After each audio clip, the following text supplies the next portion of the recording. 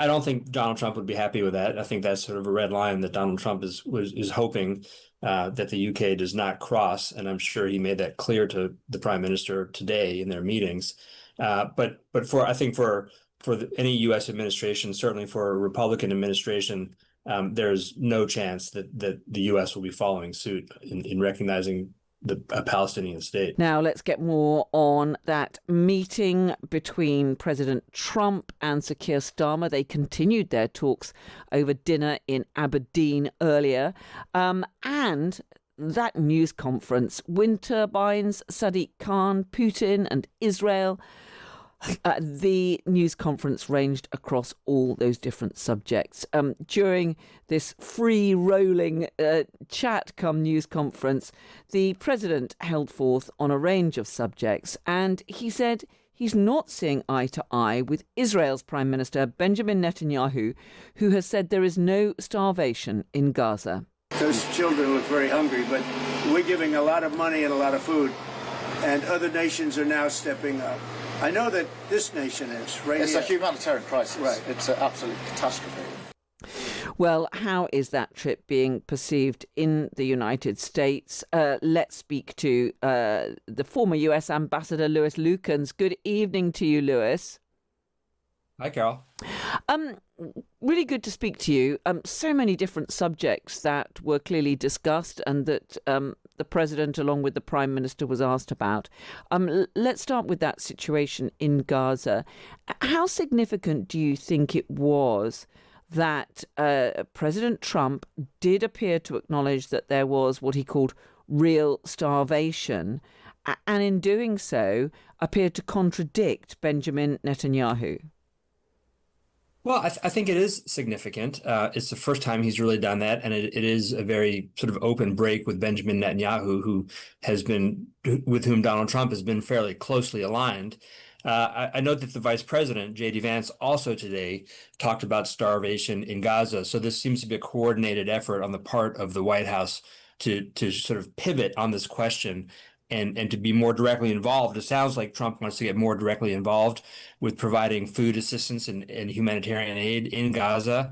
Very unclear at this point what that would look like and how it would happen. But clearly a shift in policy, I think. Yeah, I mean, we're going to be hearing from one of the aid agencies operating in Gaza in a moment. But when you talk to these people who do have staff still on the ground, they are saying, look, there are humanitarian supplies. Many of them are queued up at the borders. It is simply that the Israelis are not providing the safe routes to get them to allow them to distribute the aid to the people that need it. Well, exactly.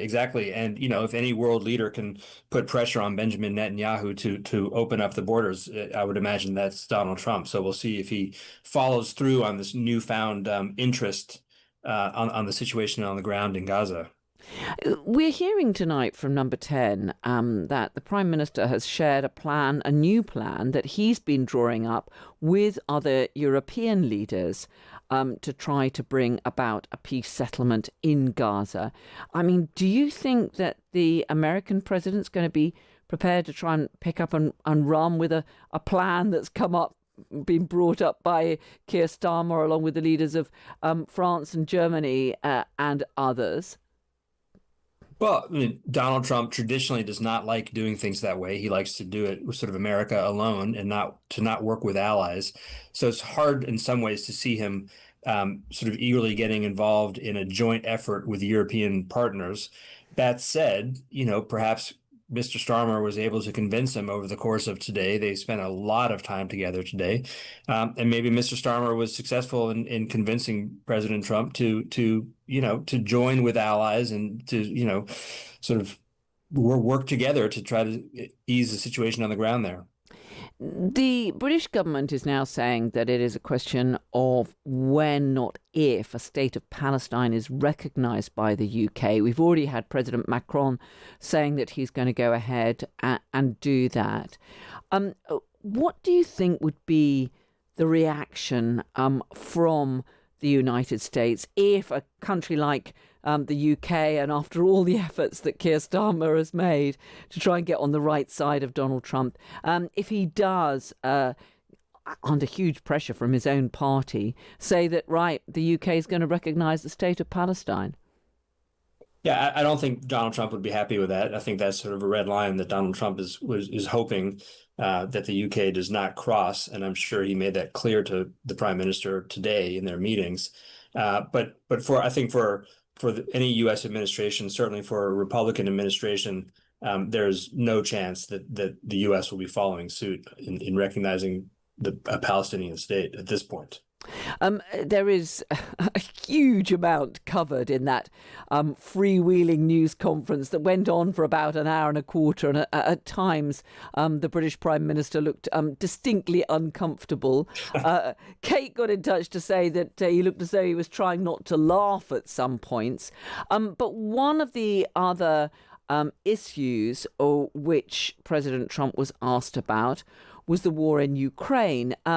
Now, he suddenly produced out of the blue this announcement that actually he was going to introduce a new deadline for President Trump, that he's got 10 to 12 days to sign up to some form of a ceasefire, or he could face tough new sanctions. I mean, we've had President Trump expressing increasing exasperation with President Putin. Do you think that he is serious? Do you think that he could actually be prepared to impose tougher new measures against President Putin now? Yeah, I'll believe it when I see it, Carol. I mean, you're right. He has seems to be increasingly frustrated with President Putin and his unwillingness to reach a deal or come to the table even. And he threatens often to sort of ratchet up pressure on Putin. But he hasn't actually taken the steps yet, and he keeps sort of delaying the things that he could do, including secondary sanctions and increased tariffs and other measures. So, it possibly we'll see that happen if he really has kind of reached his limit. But we've heard this tune before, and nothing much has followed up afterwards. So I think it's too early to say whether he's really putting President Putin under the gun at this point or not. He did talk, though, didn't he, about how he and President Putin would have a discussion, and then President Putin would launch further serious attacks on towns and cities across Ukraine. And President Trump clearly wants, doesn't he, to be this peacemaker, to try and get a deal to end the war in Ukraine. He does. I mean, look, he's desperate to win the Nobel Peace Prize. He's been quite open about that, and I think he sees the path toward winning that prize runs through Ukraine and Russia, as well as the Middle East. So, he would like to have all these situations resolved, and so that he could say that he resolved them, that he was responsible for the resolution. But at the end of the day, in the case with Russia, he seems to be unwilling to take that final step of really putting serious pressure on Putin. Why do you think that he does keep shying away from this? I don't know. Look, there are many theories about this and having to do with possible connections with Trump, with Russia and Putin. And he has spent, as you noted earlier, a fair amount of time with Putin over the years, including long meetings without, aides in the room. So who knows? We'll never know what was said in those meetings. But, Putin seems to have some kind of hold over President Trump that prevents Trump from taking the kind of action that one might expect an American president to take. I mean, this war has been going on for a long time now. Trump came into office promising to end it within 24 hours. Here we are 7 months into the administration, or 6 months plus. And the war, there has been no progress toward resolving this conflict. And Trump just continues to talk about it. And I'm sure he is genuinely frustrated by President Putin and his, sort of continuous bombing of Ukraine. But he doesn't seem willing to take the steps necessary to change that dynamic. You worked, I know, at the US mission in the UK for many years. I mean, when you see President Trump wading effectively into domestic politics here in the UK, sitting alongside Keir Starmer, who looked distinctly uncomfortable at times, and suggesting that he should cut taxes and crack down on immigration if he wants to take on this threat from Reform UK and Nigel Farage. I mean, he's never been a great diplomat, has he, President Trump? Although some would argue he's been pretty effective on the world stage with his unconventional approach. But it's tough, isn't it, for a leader like Keir Starmer to have President Trump saying, hang on, this is what you should be doing. Cut your taxes. Get serious about cutting immigration.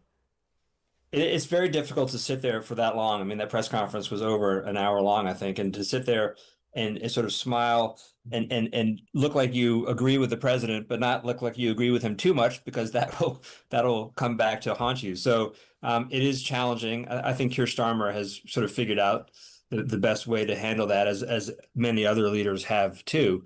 Everyone's got their experiences from 4 years ago that they've learned from the first Trump administration.